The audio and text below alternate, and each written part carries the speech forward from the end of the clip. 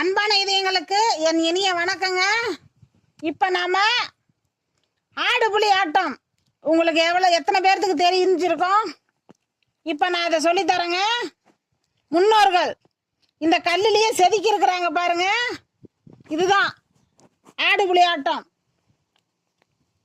இப்போ 15 ஆடுகள் பாருங்க.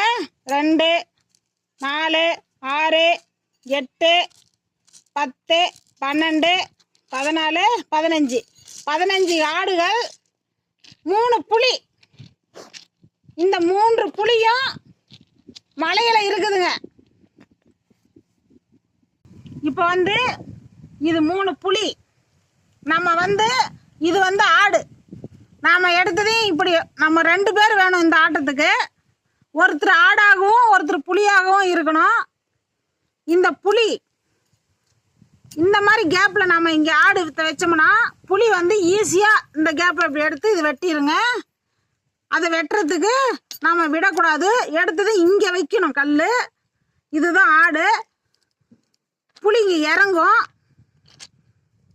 இறங்கும் போது இங்க வைக்கணும் ஒரு ஆடு. ஸோ இங்க இடம் கேப் இருக்கக்கூடாது. இது நேரா தான் வரணும். இது இந்த கேப் இல்லைன்னா ஆடு வெட்ட முடியாது. புலி இந்த ஆட்டை வெட்ட முடியாது. இதே மாதிரி எல்லாமே இப்போ இங்கே நம்ம ஆடு வைக்கும்போது இப்படி எடுத்தும் இந்த புலி இதை தாண்டியும் ஆட்டை வெட்டலாம். இப்படியே இந்த வடிவிலையும் இது இறங்கி ஆட்டை வெட்ட வாய்ப்பு இருக்குது. அதனால புலி நாம் இங்கே இறக்கிட்டோம். இங்கே வைக்கிறோம் ஆட்டை. இங்கே வெட்டுறதுக்கு இடம் கிடையாது. அடுத்தது இங்கே வைக்கிறோம் ஒரு ஆட்டை. இங்கே வைக்கும்போது ஒரு புலி இறங்குது. இறங்கும்போது இங்கே வச்சிடுறோம். புலி இங்கே வர்றதுக்கு வாய்ப்பு இல்லை. அடுத்தது இங்கே ஒரு ஆட்டை நிறுத்துகிறோம். இப்போ புலி இதுவும் வருது.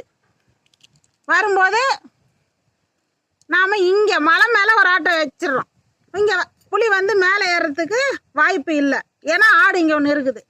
அடுத்தது இங்கே ஒரு ஆட்டை நிறுத்துகிறோம். புலி இறங்குது. இறங்கும்போது இங்கே ஒரு ஆட்டை நிறுத்துகிறோம். அடுத்தது இவத்தோரு ஆட்டை நிறுத்துகிறோம். புலி இங்கே போகுது. இங்கே ஒரு ஆட்டை நிறுத்துகிறோம். புலி லாக் ஆயிடுச்சுங்க. இங்கே ஒரு ஆட்டை நிறுத்துகிறோம். புலி போகிறதுக்கு சான்ஸ் இருக்குதுங்க. அடுத்தது இங்கே ஒரு ஆட்டை நிறுத்திடுறோம். புலி லாக் ஆயிடுச்சுங்க. இவ்வளோதாங்க.